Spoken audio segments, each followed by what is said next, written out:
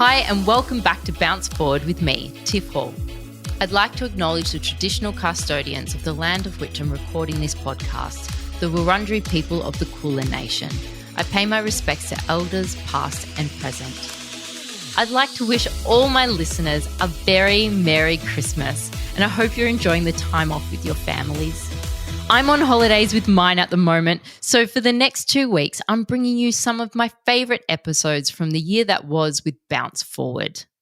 Today, I've put together my favourite moments from my cheat day episode where I talk all about my experience with bodybuilding and how I learned better nutrition. And we get to the bottom of sugar cravings, and everything to do with sugar with nutritionist Nikki Hart. Enjoy! Cheat days, yay or nay? Now, in order to say you've cheated, you have to presume that you're on a diet with some pretty strict and heavy rules and regulations in your head. But that's the first problem. You're on a diet. You're not eating intuitively, mindfully, there's deprivation, no foods, perhaps guilt attached, and you're already feeling like crap. But there's light at the end of this miserable food tunnel, you think. It's called a cheat day, and you've granted one to yourself this coming Sunday, where you can eat whatever you want, a relaxed day off from all of the stress of monitoring your food. Now, I first was introduced to cheat days in the world of bodybuilding. I was in my early 20s, next level fit, and for some dumb 20-year-old reason, I decided to enter a bodybuilding competition. Now, I had a couple of months to diet. I found a coach. He put me on a diet of steamed fish and veg pretty much. And I was really disciplined with it. But he also suggested that I could have what was called cheat days. And every Sunday, I was allowed to eat whatever I wanted. Pizza, pasta, ice cream. Oh, I love the ice cream. Biscuits, fish and chips, you name it. I could have it, anything I wanted, as long as I was back on the steamed fish and broccoli on the Monday. And so I took him up on it. I thought, I'm going to try this. And I did it. But every Monday, I felt so sick. My stomach would be distended. I'd have digestive issues. My mood would slump. I'd start to feel guilty because I had gone off my diet. I'd feel gassy and lethargic and sometimes even physically ill. I really had no idea what I was doing, and I apologize to any bodybuilders out there listening. What are you doing? You're doing it all wrong. I was 20. There wasn't a lot of information back then. And when comp day rolled around, it had worked. I was lean. I had abs on top of abs. I was in proportion. All of the things that the judges look for, I trained really, really hard, and I couldn't believe the transformation.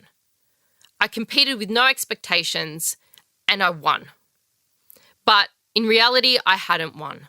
I had actually lost a lot of things. I'd lost my healthy relationship with food. I'd lost my period, my normal eating patterns. I was crashing hard after the cheat days from the blood sugar spikes and then the big crash. I had digestion issues, and I really had a lot of guilt and shame around the whole way I had gone about the dieting and preparation for the competition. I started to see the all or nothing mentality creep in even after the competition had finished. I was in this cycle of eating really well, probably under eating during the week, and then stuffing myself on the weekends. This starving, stuffing cycle, which you may be familiar with, really did lead to a fixation of being obsessed with the scales to see if the cheat days had made any difference to my progress, and also to a binge eating mentality. It wasn't good. To be honest, it took me a while to recover from this negative experience of being part of that world and getting back to eating normally again. My experience with cheat days, they were a big nay. But here's how cheat days are meant to work for bodybuilders and elite athletes, like a cheat days for dummies kind of scenario. I'm going to talk you through it right now. Cheat days in bodybuilding are also known as refeed days or high carb days, and they're strategic. They're implemented for 3 reasons. 1, to refill glycogen stores from intense dieting, because when you're on this intense diet where you're restricting foods and you're restricting portions, the body gets depleted. So high carb days replenish the glycogen stores and create a fuel for the next training phase. You actually feel a boost of energy, you feel a bit better, and it kickstarts your training again. 2, to boost metabolism. The cutting phase in bodybuilding is hardcore, and it can be really long and really restrictive. And you don't want your body to go into what I call starvation mode, where it stops burning fat because it thinks it's being starved, so it's holding on to the fat stores. So having a cheat day signals the body there's no need to starve, there's no need to store fat. You can keep burning fat. Here's some extra carbs, here's some extra sugar, but you can keep burning the fat. And that's really how you get leaner and the metabolism fires up again. The third reason, and the most important reason, is for that psychological relief. Because you're on such a strict regime, you need that freedom to just eat whatever you want. And I'm talking about being in a severe calorie deficit, like a bodybuilder. So that's how it sort of works for bodybuilders or elite athletes. And usually they work with dietitians or nutritionists these days to strategically work out how often they want to cheat and what they cheat on. And it's very controlled. But what I've seen from my clients is average gym goers, weekday warriors, turning up to the gym and saying, I'm going to have a cheat day. But they're not in a calorie deficit. They're not in a strict diet that warrants a cheat day, which will then fire up the metabolism or refeed or refill those glycogen stores. You know, you've really got to be on a strict diet for it to work. It's not going to work for just the average Joe. So I made a vow to never do a cheat day ever again. It was messing with me. That is until I was hired to be part of a reality TV series, The Biggest Loser. My first week on the job, it was like the first day at school. I rocked up, I met my new classmates. There was a commando, Michelle, Shannon. I was nervous. And the producers had a great idea. They said, we're going to have you move in with the contestants, live with them for a week, and you're going to eat and drink everything they eat and drink for a week, and we're going to see how much weight you put on. I called this binge week, and it was so full on. I moved in with my contestants, and I ate burgers, pizza, pasta, ice cream, chocolate, relentless. Everything I ate in the week was white. I remember the pasta disaster. It became very famous at the time.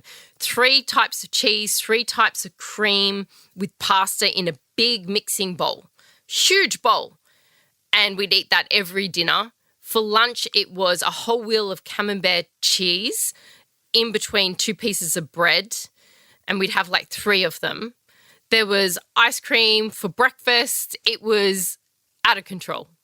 And at the end of the week, the producer said, jump on the scales on national TV. We had like 1 million viewers and I was weighed, which was really humiliating. I'd put on over 5 kilos. It was a horrible feeling. 5 kilos in a week. The good thing is the trainers, our life was exercise and eating well. We had a lot of knowledge to draw from. So we knew how to undo the 5 kilos, how to get back on track, how to have the motivation to lose the weight or get healthy again. We could do that. But it was the contestants that were suffering because we regularly had temptation on the show. And if you're not familiar with temptation, it's when morbidly obese contestants on The Biggest Loser could eat something that was not healthy in order to win power in the game. Now, this was particularly heartbreaking to watch because the trainers would all have a fridge for their contestants and the contestants would have access to the trainer's fridge full of healthy foods, and we would stock it with all of the healthy foods that we wanted our contestants to eat, and they could cook and eat nutritious food throughout the week. But The temptation was always something that would mess with their thoughts, their digestion, their bodies. I mean, it was always really bad. And I saw in the contestants that it triggered heightened anxiety around food, more obsession with the scales, and potential binge eating episodes. Now, this is because these contestants were already morbidly obese and already binge eaters and struggling with binge eating disorder. I was even triggered by it. I mean, I had already had really bad experiences with cheat days and all of that in my past, and it was no good for anyone. I saw that the dissatisfaction with their weight, it moved into body image, and there was dissatisfaction with themselves, and their self-esteem was damaged. It was really, really heartbreaking to see the contestants cry on the scales when they put on weight due to taking temptation. When the contestants took temptation, my heart would sink because we work with the contestants for over 7 months in a series. We look after their nutrition and their training 7 days a week. We are with the contestants. They have access to psychologists and we work so closely to look after every part of their health and well-being on the show. And then to see it all be undone by taking a massive temptation. One of my contestants took a temptation which saw her put 4 kilos on in a week. I think it was like a 24-hour thing where she was eating for 24 hours. It was crazy. So it really did make my heart break to see all our good be undone and all the things that I was trying to teach the contestants, such as listening to your body, listening to your hunger cues for hunger and fullness, and being able to be mindful around food and have power around your food. It just was so upsetting. It felt horrible watching temptation back then, and I'm talking 10 years ago. And it wouldn't happen in this day and age now, because we are more focused on holistic wellness, which I love seeing the fitness industry move away from being obsessed with the scales and focusing more on holistic health. So how do you work towards your weight loss goals, but not deprive yourself of the things you love? The first step is to not be on a strict diet. I say you have to undiet for life. Get rid of the fad diets. The aim is to eat healthy whole foods across a range of food groups, always prioritizing protein because protein will keep you fuller for longer. That's the secret. And it keeps your blood sugar stable. You don't need to cut any food groups out. Cheat days can completely disrupt consistency of healthy eating. So you really want to just focus on eating really nutrient-dense foods full of vitamins, minerals, and fiber. Your fruits, your veggies, your whole grains, your lean proteins, and your healthy fats, nourishing the body. I always say don't focus on calories, focus on nutrients. The next step is to integrate those treats. And this is something that I did with my contestants on The Biggest Loser. And I'm in contact with many of them now, and they're thriving. Some have become personal trainers. Others are learning to do like really cool Olympic lifts, which I just love. And they're getting stronger and stronger day by day. And I always say to them, a treat will never make a difference, but a binge will. So work treats into your week to avoid the binge. Make sure that you're having a croissant with coffee if that's what you love, or a little bit of dessert every now and then. I love the 80-20 rule. 80% healthy, 20% treats. It's such a winner. Approaching food this way will save you a lot of emotional and psychological distress, and you won't feel like you've failed or have guilt or shame around going off an eating plan or going off a diet. It just simply becomes your way of eating. It's part of your life. Now, if you want to lose weight, I hear those who are saying, but you have to have a calorie deficit. You have to restrict what you eat in order to lose weight. No, you don't. No, you don't. You need to monitor your energy input and output, yes. You need to up the output, up the exercise, and you do need to control your portions, but you don't need to cut out any foods. So you do need to control your portions of treats as well as your portions of your healthy food, the 80%, and you balance it out with a bit of exercise, and that is how you lose the weight. Some people may track their food. I know that food trackers work for some people, and you may pull back the food during the week so that you can have a more free weekend. But at what cost? That starving, stuffing cycle is just so unhealthy. You really do want to create a healthy relationship with food and good positive body image. So, cheat days, yay or nay? For me, the nays definitely outweigh the yays here, and it's a no from me for this one. Now, it's really hard to stop at just one Malteser. It's really hard. I get it. Before you know it, the bag has disappeared.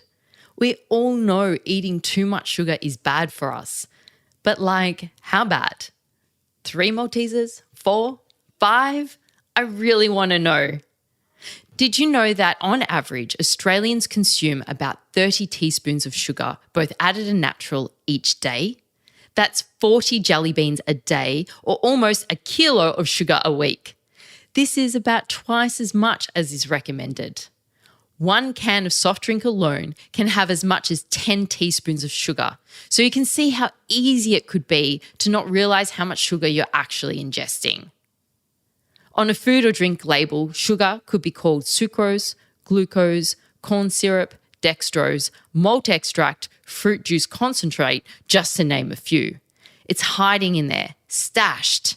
That's why it's so easy to get to that 30 teaspoons a day. The World Health Organization recommends sugar should be less than 10% of our total calories. The 10% limit can be calculated to 50 grams a day, 12 teaspoons on average for a woman, and 60 grams, 14 teaspoons for men, based on average energy requirements. The problem is, sugar is addictive. Experts agree that sugar is as addictive, if not more addictive, than cocaine, releasing opioids and dopamine in our bodies and triggering drug-like effects such as binging, craving, tolerance, withdrawal, dependence, and reward. Now that's scary. No wonder that chocolate feels so good. So how can we limit our sugar intake? And more importantly, stave off cravings? I've invited Nikki Hart onto the podcast today. Nikki is a New Zealand registered nutritionist with a postgraduate diploma in dietetics. Nikki has over 20 years of experience assisting clients to achieve their nutritional goals, and she's here to help us today. Nikki, thank you so much for joining me today on Bounce Forward. I'm so excited to speak to you because I have so many clients, so many members, people come to me daily asking me about sugar. And I really want to talk to you about sugar because I love a bit of chocolate. I love a little bit of sugar here and there. But the problem is it's increased over the decades, hasn't it? How has it increased over time and why is sugar so bad for us? Okay, so I think that's the first thing is this villainization of carbohydrates has started at such a level that now we've got some people who are highly concerned about the value of their food. What we need to know though, and this is what I say to all my clients, is that the very first sensation you have as an infant, as a newborn, is sweetness. Yes. Because breast milk is sweet. And so you learn from a very young age that this makes me feel good, this gives me comfort and nourishment and that kind of thing. So that's why we traditionally go back to it. So there's that. So sweetness is a thing that's always been in our lives. It doesn't get any easier though when we have this high manufacturization of carbohydrates where they become so ultra processed that the only way we can eat them is in a sweetened form. So I think we have an absolute plethora of food we can choose from now, whereas if we go back a few decades, because I'm a little bit older than you, my darling. If we go back a few decades, there wasn't the variety, and there simply wasn't. And so therefore, yes, you may have got lollies or confectionery or whatever, but they're in little bags, and you may have got a little bag for 5 cents. There might have been 5 lollies in it, but now you can buy a big bag, and everything's been upsized. So we've become heightened or aware of sugar and how it makes us feel good, and we have access to it. It's as simple as that. We do. Really. And also there's been this whole move away from fat and being scared of, eating fat so it's fat-free. But then does that increase our sugar intake because we're going for fat-free but there's actually sugar in fat-free products? Yeah. So what's really intriguing is when we were all in COVID, Australia and New Zealand, our governments got together on the quiet and we redid our serving guidelines, because our serving guidelines hadn't changed since 1991 and were based on data from the 80s. Right. So it was incredibly out of date. And so we realised as health professionals that things needed to change. But we also knew that back in the day when I first started, there was no such thing as Google. So I was the font of all knowledge when it came to nutrition. Whereas now people go down these rabbit holes of, oh, my goodness, I'm going to do this diet or that diet or whatever. And people have got scared. They've got really scared of choosing the right food, making sure it's suitable for their family, and then, or I'm too tired, I don't care, and I'm just going to grab something. So we get a lot of that. And I think what I'm seeing is that carbohydrate's been villainized, and then because of that, carbohydrate's under that big umbrella and sugar's under that. Yes. And yes, we don't want you to have a high refined sugar diet, but we want you to understand that a little bit of sweetness is okay in your diet, but it's how you place it in there is actually really important. Right. So how do you place it in your diet so that it's not, hurting you? Yeah, so it's a highly inflammatory food because we know that it does that. It's very simple, and but do you know that everything that you eat is broken down to blood glucose? Yes. So the body likes blood sugar. It has to work with blood sugar. And so therefore, if it can access it quickly, it's going to want that. Yes. It doesn't have to work for it, right? Whereas what we're trying to do is get people to not always seek that high sugar option first, or to be able to blunt it as part of a meal, not having it on its own. Because when it's on its own, you get this big woo and then a big drop, that's right? Such a good tip. Yeah, absolutely. So put it with food. Yeah. So, if you want something sweet, put it as part of a meal or as part of a snack, but just don't have it on its own. Yeah, that's a great It's not tip. good for you. So if people are addicted to sugar, and it is addictive, right? The more you eat, the more you want. What would you say? I don't know if I truly believe in addiction for sugar. Yeah. I believe it's conditioning behaviour or operant conditioning. Okay. So in the fact that I think you can be addicted to alcohol. I think you can be addicted to drugs. Can you be addicted to food? I don't know. What I do know is that we have this inert behaviour that if we like something, we want it more. So I think it's about slowly walking people backwards. So if someone comes to me and they're used to having 3 teaspoons of sugar in a cup of coffee, I'm going to be, okay, for the next week, we're going to do 2. And for the next week after that, we're going to do 1. Okay. And for the next week, we're going to do half. Because I don't want you just moving into a fake sugar, thinking your body's getting it when in fact it's not. When we want to actually get you used to not hunting it. Yes. But I don't think you're addicted. Yeah, right. Interesting. So what other tips do you have to limit your sugar intake then if you are struggling? Okay, so as I said, I think it should be part of things, and I think there should be no guilt or shame. I really believe there should be no guilt or shame around food. I really don't. We eat for all sorts of reasons. We eat to celebrate. We eat to commiserate. We eat for all sorts of reasons. That's not just function. Yeah. So you don't have to beat yourself up for having the cupcake. But should you have the cupcake every day? Yeah, probably not. And so it's just like putting it into context, right? Yes.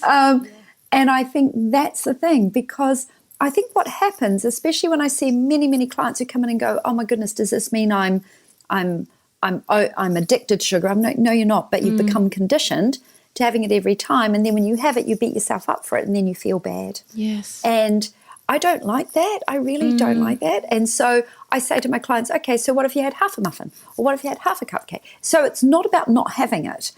because that restriction denial Yes. just puts you on Makes you want another more. slippery. Yeah, it's horrid. It's horrible truly horrid. cycle. There's a lot of hacks around sugar as well. There's like, if you're craving sugar, then just have some anti-sugar, something sour, like suck on a lemon. Coconut oil pulling, all these things that you hear around the traps. What do you think that any of them have merit in terms of I'm craving something sweet, I'm going to go and have a grapefruit, you know? Okay, so where has that come from? So my thing is, I think our diet has become, everybody bangs on about this. Our westernized diet is ultra processed. So it's actually walking back out of ultra processing. But if that's going to be the case, then you've got some other issues where you're gonna miss that hit from the sweetness from ultra processed foods. But it's being able to be okay with the fructose that's in fruit, or the lactose that's in milk, or the maltose that's in, and understanding that we can't villainize all sugar, because sugar's there to crispen things and it softens.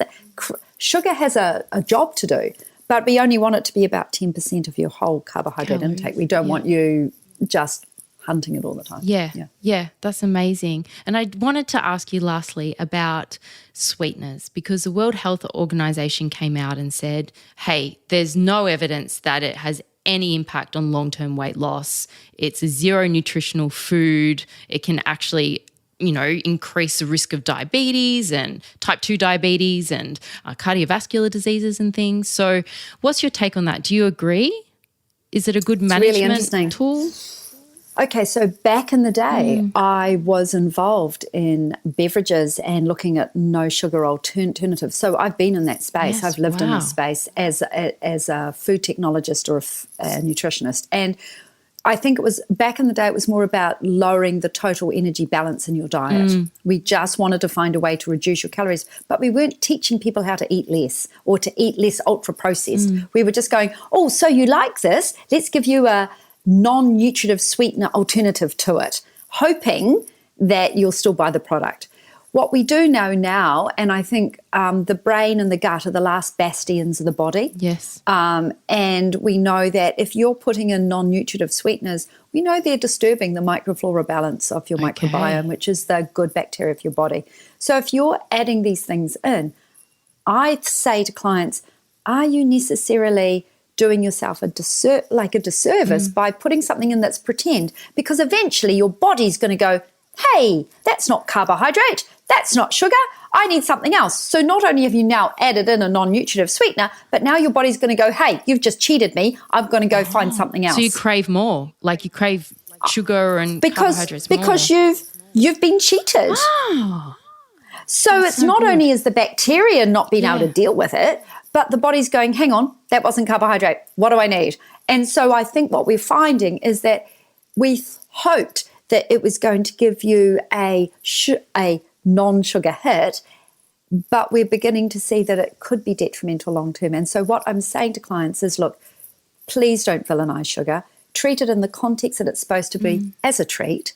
But the trick is going, if you're adding a lot into your daily diet, how do you tweak it without feeling like you're on a diet? So that's like reducing the amount of sugar you're putting in a cup of coffee or tea, or it could be something as simple as going, how many condiments do you use in a day? Oh, that's a big one. Yeah. Sauces and those kind of things can be really highly sweetened. And so we need to go, okay, am I doing that? And I'm adding sugar to my coffees, and I've had a sugar-sweetened beverage, and I've had a sugar-sweetened cereal. It adds up. It does. So, but don't try and eliminate it all at once, because you're just going to hate it. So walk it backwards is the thing that I say to all my clients. That's really good advice. Thank you so much, Nikki. So helpful. And I love that you don't hate on sugar, and it's not a zero sugar policy. It's really lovely, actually, and very helpful for everybody listening. So thank you so much. My pleasure. Thank you. Thanks so much for listening to Bounce Forward. I love having your company, so please DM me on Instagram at tiffhall_XO and let me know what topics you'd love me to cover. Don't forget to rate and review me on your podcast app. Speak soon. Happy days.